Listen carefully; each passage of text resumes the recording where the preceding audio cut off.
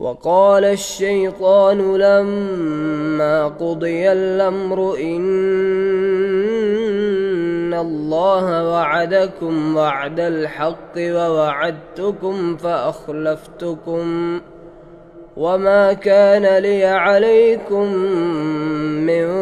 سلطان إلا أن دعوتكم فاستجبتم لي فلا تلوموني ولوموا أنفسكم ما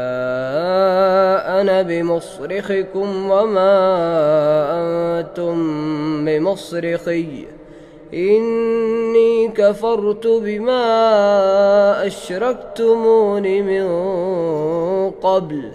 إن الظالمين لهم عذاب أليم.